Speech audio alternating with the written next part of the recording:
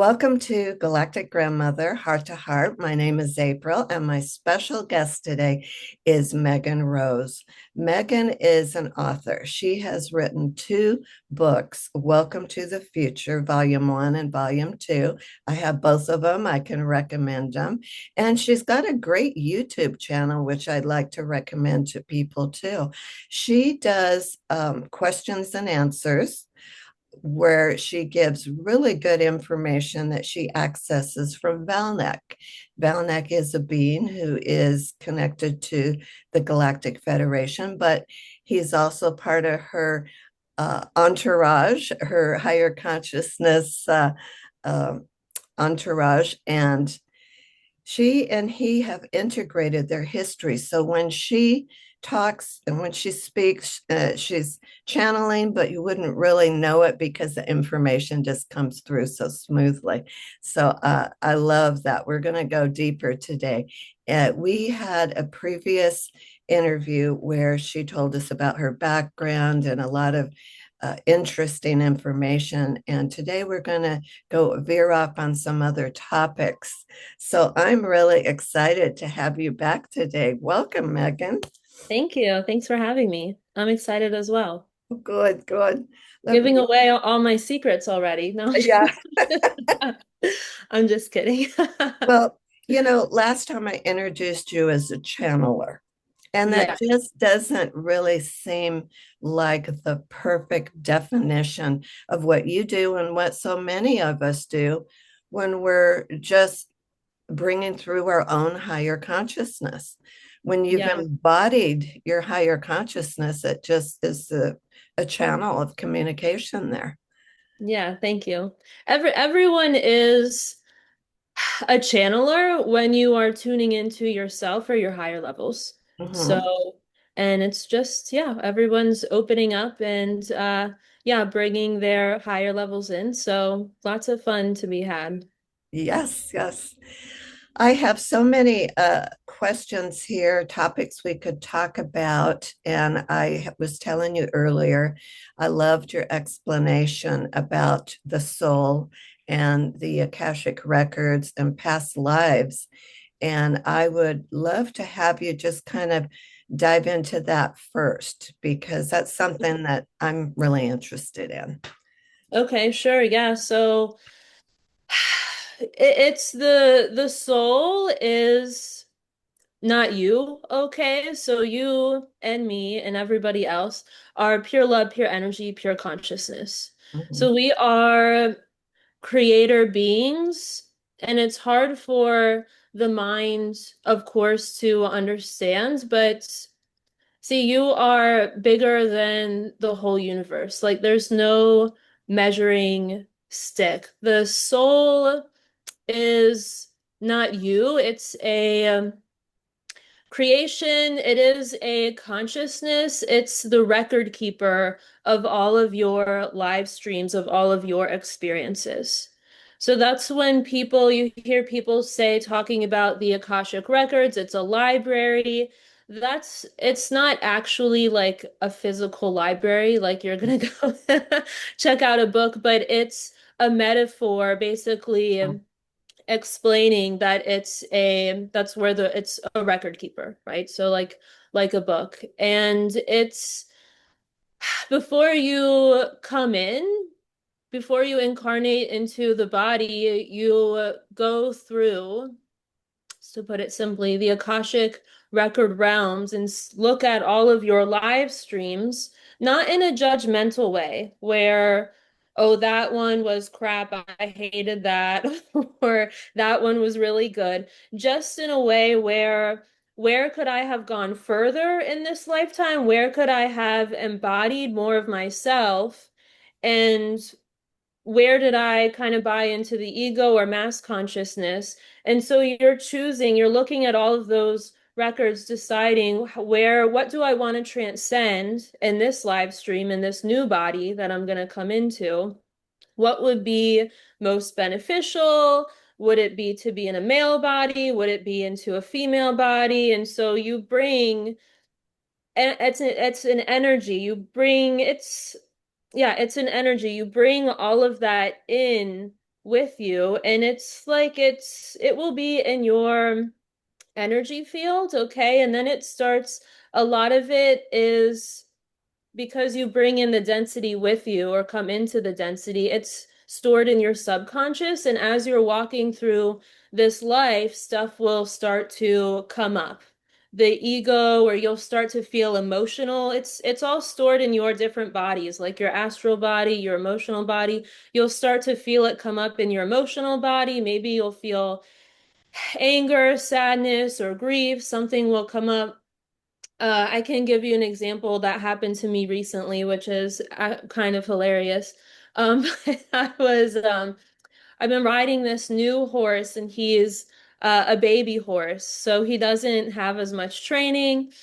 And I took him out on a trail ride for the first time, and he was fine, but not relaxed like the rest of the horses. You know, we're behind everyone, and all of the other horses are just, just walking along.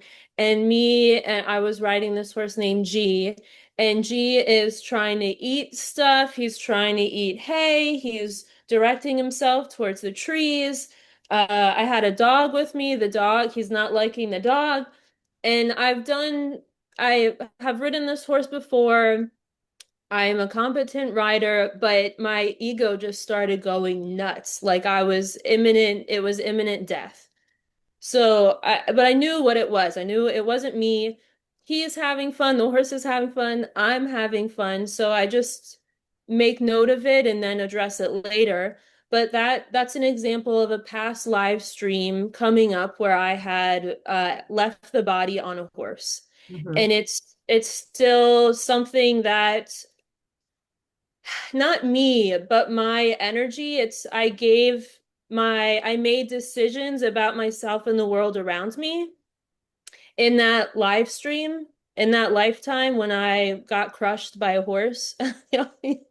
And so a part of my energy is still there, reliving that out over and over and over again until I acknowledge it and light it up and send it home.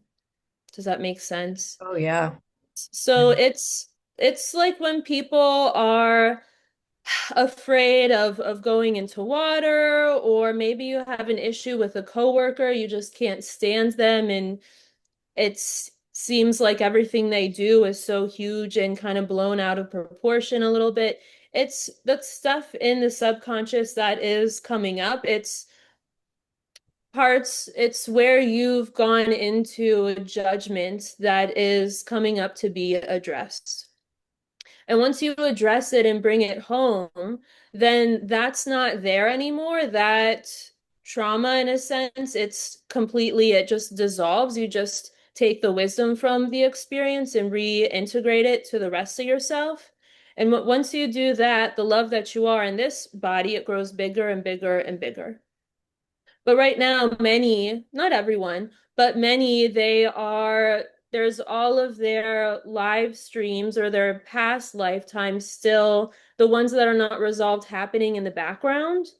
And so that's why they can feel so scattered, okay? Because their consciousness is going here, there, and everywhere else. But you can bypass that by going from the mind and going into feeling, going into the heart. Wonderful. I have a couple of comments. That little pony, little horse sounded like a toddler, with the Yeah, short he is. attention span, like going here and going there and ooh. Uh, Yeah, he totally is. and another thing, a question that came up. How much do we pre plan, or do we create probabilities, probable paths that we can take, or are some paths definitely set by what we want to accomplish? It's a, it's it's an interesting thing because the creator doesn't really make plans because it is the creator. Mhm. So if it wants to in time to our higher levels doesn't exist. So there's nothing to plan into. Does that make sense? It's like we're bringing everything right here, right now, constantly in motion, constantly creating. Obviously, before you come in, you choose your parents. Mhm. And then I'm being reminded, see, there's things are changing so much. How it used to be is not how it is right here, right now. So, how it used to be is because everybody was still trying to work out karma with certain beings, and it was just a different, much more dense. It was like a different, yeah, we can say like a different reality, but still here on planet Earth, you would, before you come in, plan your lifetime so that things you would maybe be guided to meet this person, or you would grow up with this person or that person, and it would trigger your ego, trigger yourself to wake up. Okay.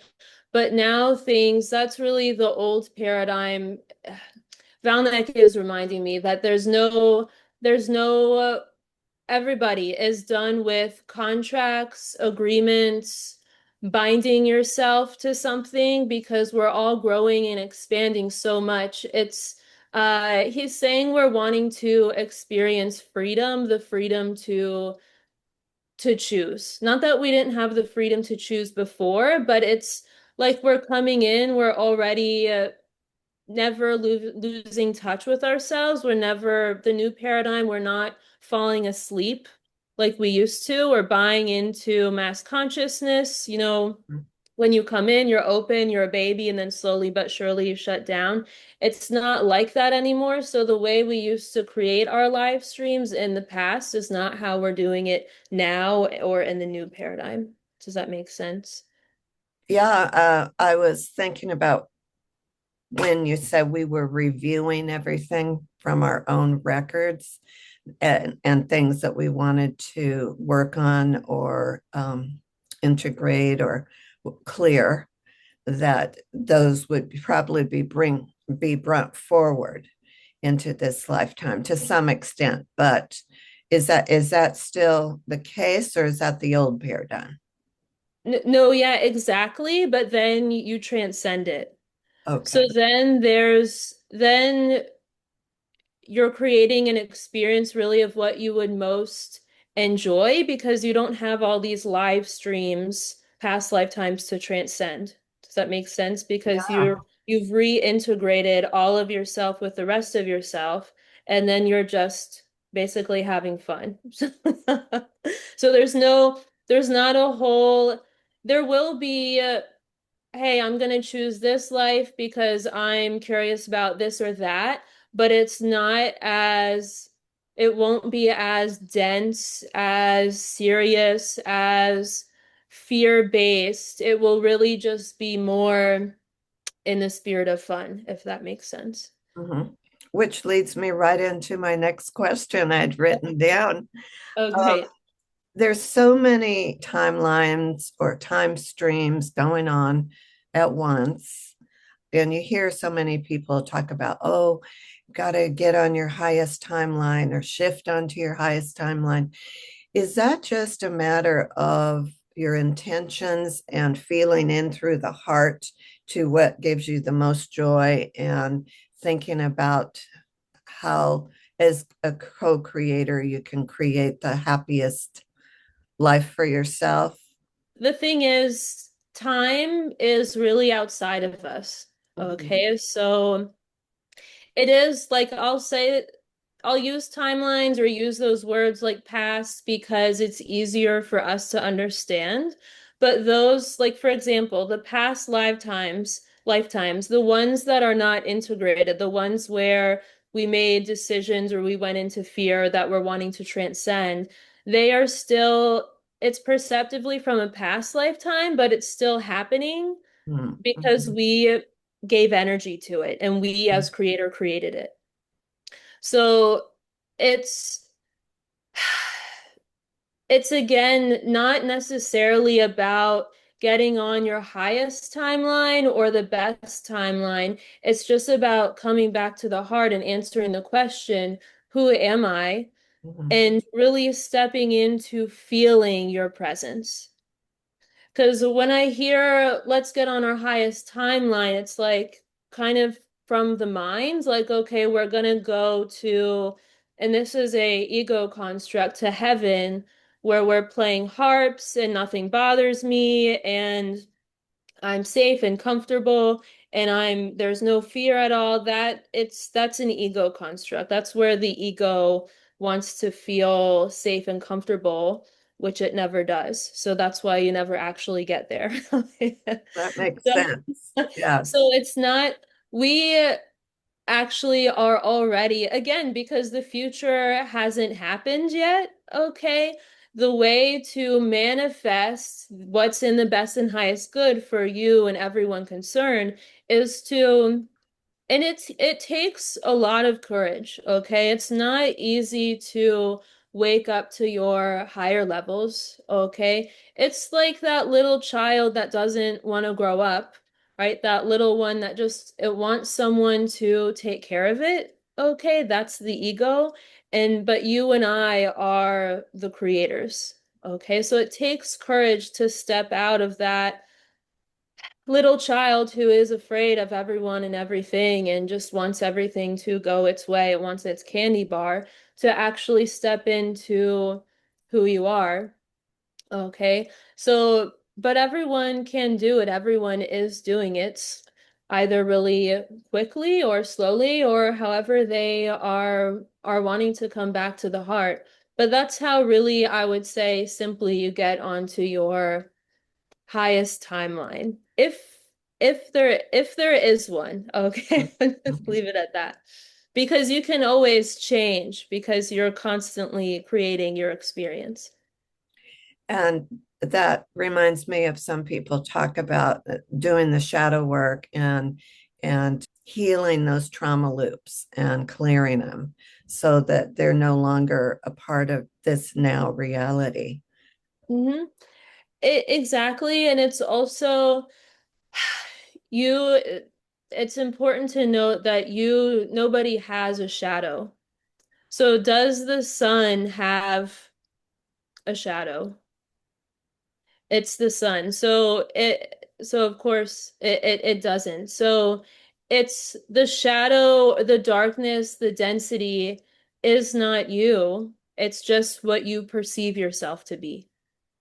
So, and when you kind of externalize it like that, doesn't it make it easier to take a look at it? Like when I was riding G, and it's like yeah, like this ball of density, basically, like you're gonna die. I know it's not me. He's having fun, even though he's not behaving like Ruffin, my older horse, who was leading the group, and I'm in the back trucking along with the little one. It's easier when you know and are aware that it's not you, it's just something coming up, and I'll just address it later. Mhm. So many people that I'm interviewing now, and myself included, we're all getting the message it's time to do the clearing work so we can embody as much as of our own higher consciousness as possible.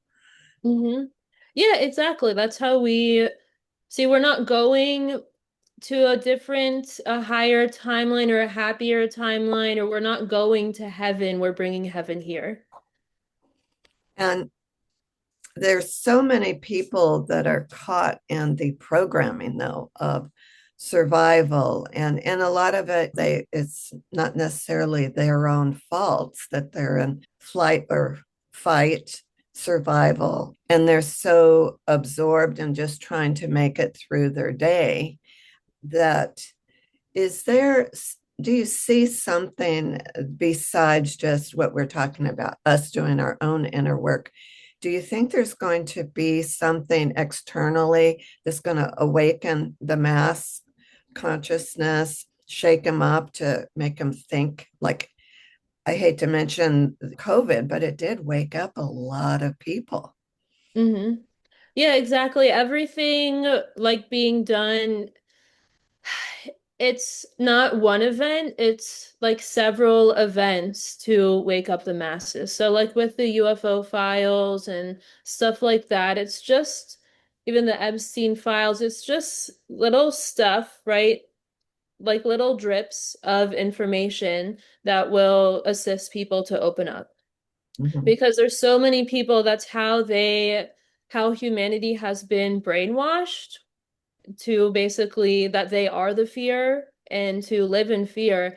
If there was one event, it just would basically they would go into fear. They would cling on to what they know, which is the fear. So it wouldn't be beneficial. Oh, And there's also it's very important too when you start to feel the fear not to take it so seriously. Okay. And a lot of dear ones, because they've gone into fear, been in fear for so long, the vibration of the body, because you're the love that you are, it goes into the background.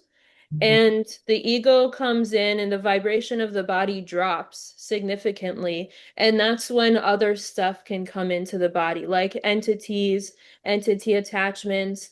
And so it's very important when you feel the fear not to take it so seriously. And if you feel like a disincarnate or an entity around, just to call in your entourage, just to light them up and send them home. So they might have a different story or perception. So they might be, I don't know, some people can hear them, some people can see them, some people are totally unaware of them, but they are a part of a creator that has gotten stuck. Mhm. And so what they're actually looking for is for love, for someone to light them up and send them home. So there's nothing to be afraid of regarding that. But so the thing with the UFO files and the non-physical is a lot of people are still so afraid of it, right? So that's just one thing I picked up on. Definitely. That they're dead, so they can't hurt you. You know? They don't have they don't have bodies anymore, right? So they can't do anything. They can't assault Right. you. They can't Right. same thing, with non-human entities. They don't have bodies here, so they cannot hurt you. Nothing can hurt you. You are pure love, pure energy, pure consciousness. And you have on your YouTube channel, don't you have energy techniques to clear anything like that? Yeah, I just posted a video the other day about removing entities. So it's like when I do those, my entourage and I just infuse the consciousness, like the love into the recording, and then when you play it, it lights everything up. Yes. So If people just realized how powerful they really are, you know? exactly the other part of the entities too is see, people take them in and take them on because they're afraid to live their own lives. So basically, that little child that has been traumatized or whatever goes into the background, and the entity basically is the one that is out in the forefront. So that they there has to be if you want to get them off, I'll put it that way, then you have to be willing to address the trauma that's underneath it. Does that make sense? They can't actually attach themselves to you. What happens is you give them energy, and then your energy, you're kind of creating that for yourself. Does that make sense? So you have to be willing to address whatever that entity is covering up. And it may not be something so traumatizing, like you saw someone get hit by a car or you were physically abused.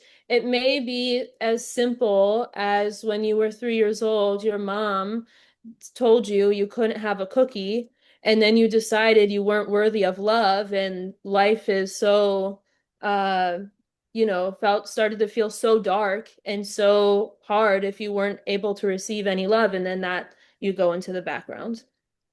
So it's just your entourage is there to light you up, to light everyone up. And of course, it's just it sounds simple because it is, but I know going through the experience can be harder, but it's just about taking your energy out of the fear. And then all the density dissolves.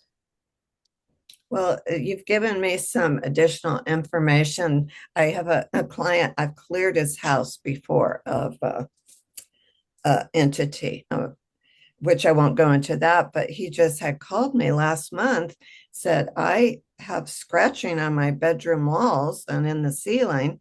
And I've got, the rodent, the pest people out, and there's nothing wrong. So I'm calling you out, see what you can do.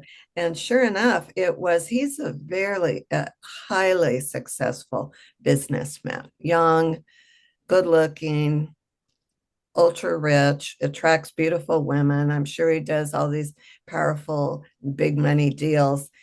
And there was, when I tuned in, I got to his house, and I always meditate first to find out what the problem is. And it was another businessman who had passed on. And he was just attracted to, he didn't want to give up that life. And Mm-hmm. he was trying his best to live through my client. Yeah. And so I actually connected with this man that had passed on, and I kind of made a deal with him, go, Yeah. you need to leave, and you can make better deals for the highest good of a lot more people in the higher dimensions. Carry on with what you're doing in the higher frequencies for the betterment of all. And he actually left. And so about a week, and then I finished my house clearing. And about a week later, I texted my client to say, any more disturbances? He goes, no, it's been great. And so, Oh. but at the same time, I had been, my higher consciousness said, besides clearing the house, I needed to do a personal energy clearing on my client. And so now you bringing that up gives me the reason why there must have been something in my client that needed to be addressed. Yeah, So, it is exactly because they would not be able to, they're not able to influence anyone unless you agree to it or unless you're looking outside of yourself for something. So, and then that's where you can create the attachment. And most of the entities, they're not aware that they're dead. So they are just looking for a body because we're all the brainwashing, we're taught that the body keeps you safe somehow. I don't know.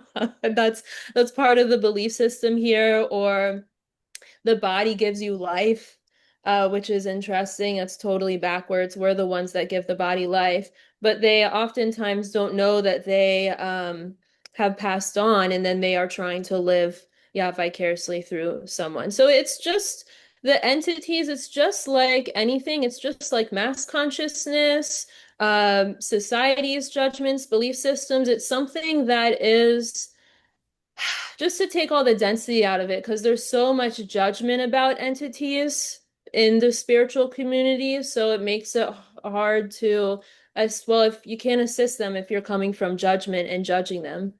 Okay. So, but it's just like any other belief system, mass consciousness, fear projection. It's just something that is coming from outside of you. And if it doesn't feel like love, then if it feels like you feel like it's an entity, then you just ask your entourage to clear it. And sometimes people aren't aware of what's going on and they are perceiving and believing that it is them, right? So they're the ones that want the money and the women, and that's all the money, sex, power, greed paradigm we're taught, that the outside stuff makes you something.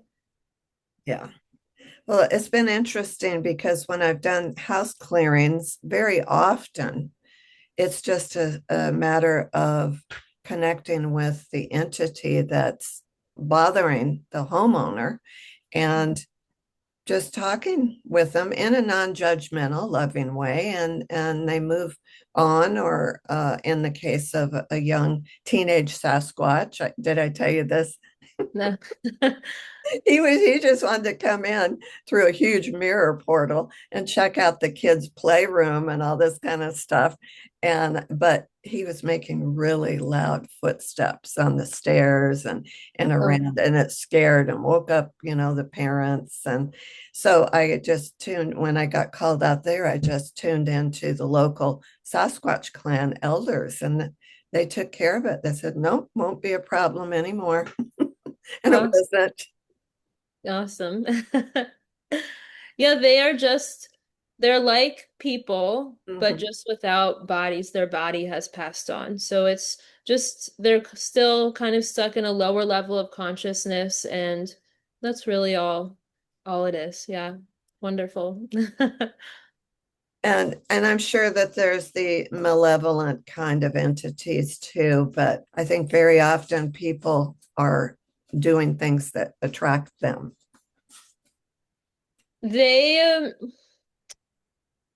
well, what would be an example of malevolent? We'll start there. Uh, very instilling a lot of fear and trying to control you, Mm-hmm. because for some reasons that you may be participating in the physical and in low frequency activities or ways of thinking. So those entities with that frequency that matches will Mm-hmm. try and come in and take control. Yeah, exactly. Some people welcome them, and I like to use the word misguided because that's really what they are. So they completely, and again, whether it's somebody who is in the physical body or they are a disincarnate an entity, it's really they have completely bought into fear and then they project it onto other people. And they try to, because they're so afraid, they cannot feel their presence. They project it onto other people to try to get energy, but also so that they can make themselves feel bigger. Like a bully on the playground. Mm. So they feel small inside. They cannot feel the love that they are, so they go and try to take it from other people or try to convince people to give it to them. And there's also non-human entities which are interesting. You can put them under, yeah, the label of malevolent extraterrestrials, but I I would invite everyone to take a different perspective because they also are misguided. How to put this into words? They, again, they tell lies to because they want to live vicariously through humans. Okay. So they will say or tell someone they are, many people mistake them for their entourage. Okay. They will tell people, you're the chosen one. I've chosen you. You're special, but special in a way, meaning you're better than everyone else. Mhm. You're going to save the world. Really appeal to to the ego, and they come from a lower level of consciousness. And it's not that they are truly innately evil. It's just they have never, they are trying to, again, come into where they are. It's not really like here. There's not a good way to explain it into words, but it's a different reality where you don't really come into the body fully like you do here. It's kind of a playground for creator to play in where you're just getting used to creating in a body, if that makes sense. It's kind of like, and it's very, I would use the word flat or two-dimensional or limited is a better word. and they look at humanity and they watch humanity and they're in awe of humanity, and they don't know what the love, the light is because they haven't looked within to get it. They see it in humanity and they think that this is where so humanity has really made life on Earth very interesting by buying into their these extraterrestrials' perceptions. These extraterrestrials, they look at the human body and they perceive the body to be the love. And if I can just possess the body, then I will be a creator being like they are, which is not the case because I'm not my body, you are not your body. They cannot get the love, the light, but that's what they believe and perceive. And that's where humanity has tuned into these beings, okay? And they've made like the demigods and the ancient Egyptian gods, and you see where they first started to get into makeup to make their faces really shiny or light looking. That's all really comes from tuning into the perception of these beings who cannot feel anything. They just come completely from the mind, just looking at stuff and what it looks like on the outside. Does Hmm. that make sense? Yeah, interesting. So again, these beings, they cannot hurt you, they cannot harm you, they cannot do anything. I find it comical because they are not they're coming from a much lower level of consciousness. They are not as advanced as humanity. Okay, so you again are pure love, pure energy, pure consciousness, are a creator being, and they can only influence you or have anything to do with you if you buy into it. And then you start to see your reality that way. Like the pharaohs of ancient Egypt, they perceived that they were the chosen ones, and then everybody, all the other humans are losers or whatever. And they created the pyramid and the power structure and all of that. All of that comes from tuning into those kinds of extraterrestrials, which is what we're all evolving out of and then moving into the new. Wonderful. I love that explanation to completely go in a different direction. I love the inner earth. There's certain beings which are higher frequency beings like the Telosians and Telos and Mount Shasta and the Agarthans. And I know there's other beings that live within the earth as well. But can you give me any information about these higher frequency, like Telos has a galactic spaceport, and people always see ships going in and out of the mountain, like at Mount Adams in Washington. Do you have any information about these higher frequency civilizations within the earth, and in particular Telos? Yeah, it will be interesting if one day, well, our technology is getting so advanced, if we can provide proof, like picture in pictures. That's one thing that comes to mind. But yes, it exists. It's in a different dimension. It's beings. Again, it doesn't, in those realities and those dimensions, it doesn't feel as dense as it does here.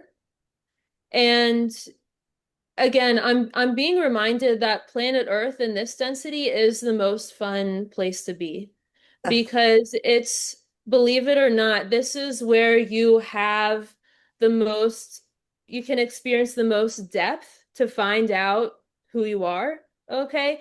And in those dimensions, yes, they're there, okay, but it's again, there's a reason why everyone is in a body on this planet in this density right here, right now. Mhm. So yes, it's there, but there's less opportunity for you to find out more about yourself. Just like if you were in a reality like in the Pleiades or in Sirius, those are different playgrounds, but there's not as much, like you wouldn't be able to take, like how we talked about the Akashic Records, you wouldn't be able to resolve all of that in those dimensions. Does that make sense? Mhm. So there's not a whole lot of opportunity for growth. But as humanity advances, the Earth also releases density, it gets lighter, and then that will be something Telos and stuff where it kind of, I don't have a better way to explain it, but the worlds collide. Does that make sense? So then it's in the same density. Mhm. I guess that's a best way a better way to say it. Yes. So so yeah, in the future, see when people say like I want physical contact with these beings, whether it be in Telos or like another star system. Again, what does physical mean? Because everything is layers of density. So it's not going to be like a stark one day we wake up, we have physical contact. It's the earth is releasing density, we're moving, everything's becoming lighter, and then that's when the worlds start to collide. So yeah, Yes. I'll leave it at Yeah. that.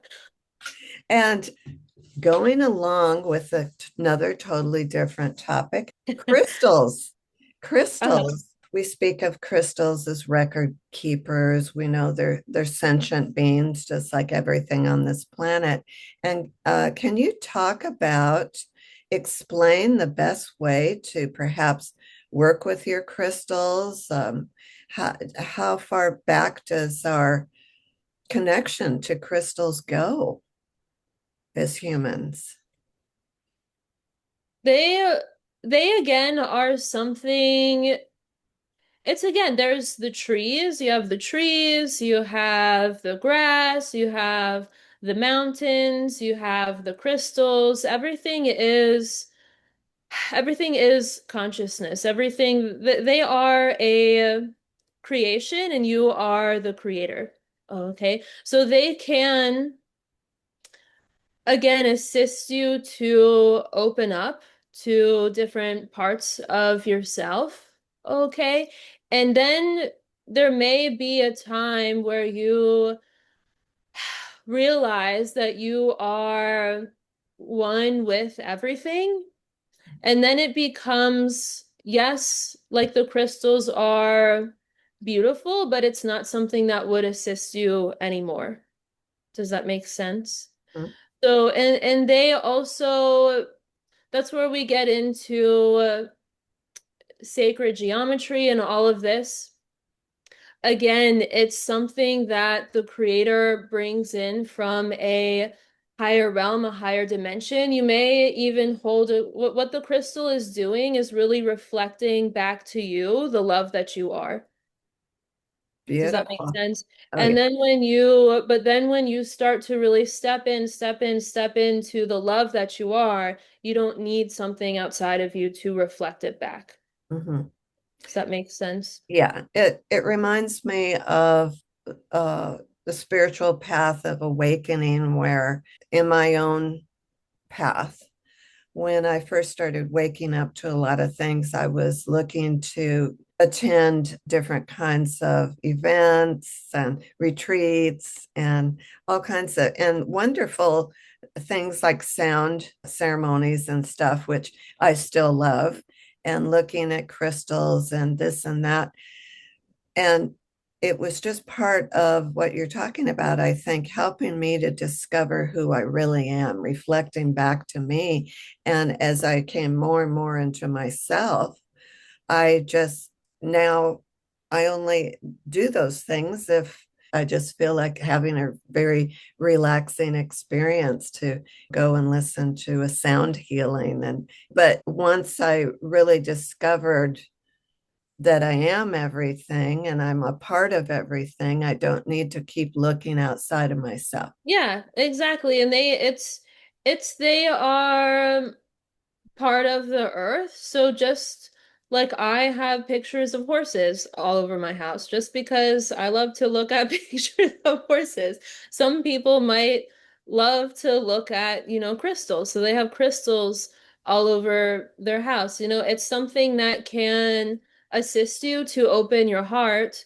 And then it might have a place for a time, and then you grow and expand, and then it becomes something, just something beautiful there. So it's like when not you, but just anyone first starts to open up, there becomes all of these possibilities and meaning like with the spiritual community, some people are into crystals, people are into sound healing, people are into meditation, and then, you just kind of like dabble in all of it and then you find out, what it's like an adventure. And then So you just for me, I am a crystal. So shaped, it's shaped like a horse. yeah. Yeah, exactly. Oh, that reminds me of something I really wanted to bring up is the equine or horse therapy. Oh yeah. Can you talk about that? Yeah, I had volunteered like with a few different places, not anywhere recently, but years ago. And none of my horses would pass for equine for equine therapy. So you get a really gentle, well-behaved, non-excitable horse, and they are beings, they are pure love, pure energy, pure consciousness, and they also come in the form where they don't have a predator drive. Okay, so it's just again, their energy field works really well with people who have PTSD or maybe special needs where the mind is a certain way, or maybe that child has gone into fear and the body has had some issues. So they just, again, have pure hearts. And just like the crystals can do, that dear one who is sitting on the horse, they feel the love and then their heart starts to open. And it's just like that can be with anything. That can be with you. Someone's having a conversation with you, they feel the love, and then their heart starts to open. Or like with a little child with everyone. And then the more everybody opens up, that's when the darkness, the density starts to really dissolve. And then that's when, yeah, it's humanity as a whole starts to shift into the new paradigm. When you were explaining that, I was seeing very often people lay on a massage table outdoors and the horses come in and Hmm. when you were talking about that, I realized how that works now. The horses bring in such a strong, beautiful frequency of love and healing that it actually normalizes the distortion in the person's energy bodies. So Hmm. that's, I could see that would be very healing for some people. And how often do people really just lie back and open themselves up to pure relaxation and allow another being to come in and do that for them, Yeah. without the Yeah. mind getting involved? Yeah, exactly. Yeah, your entourage they can do the same thing for you. Mhm. So, and some people see your entourage will present however it's most comfortable for you. So, some people might see like horses in their entourage. So, your entourage can do that as well. So, yeah, I've never laid on the table and let them sniff me and all of that, but yeah. I will kiss my horse like right on the lips. That's enough. Uh, Yeah. I haven't done it either, but I have a friend that did it up in Mount Shasta, and she said it was really an awesome experience. Oh, So, wonder. so I think for the people that are open to it, it would be good. Another good Hmm. therapy, another type Yeah. of energy therapy. Well, I still have so many things written down on my sheet of paper that I'd love to talk to you about. So, Uh-huh. would you be open to another conversation? Yeah, yeah, absolutely. I would love it. You're so much fun to talk to. And I feel like I get so much out of your explanation. So I'm sure the audience does too. Thank you. Yeah, thank you for having me. Is there anything that Val Nek would like to end this episode with that he thinks is important for people to know or think about right now or feel into? Yeah, it mostly he is saying do not give in to fear, and he's mostly pointing out current events. Most everybody's attention is focused on the United States, and he just says do not give in to fear. And there's a lot of dear ones who he's mentioning people acting erratically. Like he's showing me like school shooters, stuff like that. And he is saying that there's people watching that on the news, looking out, and he's saying that he says to give up the need to control those people or to get them to do it your way or see things your way. He says they will come around. You just have to bring the light in. And he's mentioning that, like, do you remember during COVID where everyone was like, oh, like, wear a mask and get vaccinated? He's mentioning that a lot of people who are well-meaning are going into fear and trying to convince others that to see it their way. Okay, and he's just reminding everyone that when you try to do that, when you try to convince someone to do things your way, then they shut down. So it's best just to open your heart. He says, stand in your truth, and he says, let your light shine. And then he says, nothing can stop what is coming. He's showing me the world with like all this light around it. And then he's going like this. Wonderful. Well, that's another thing that we could talk about next time is our future, because Yeah. I've been shown it. And what was even better was I got to feel what it felt like in this Uh-huh. higher frequency. And it was just wonderful. Awesome. Beautiful. So, on that note, I just want to say thank you so much for being on the planet and doing what you're doing now. I really appreciate you. Yeah, thank you. I appreciate you as well.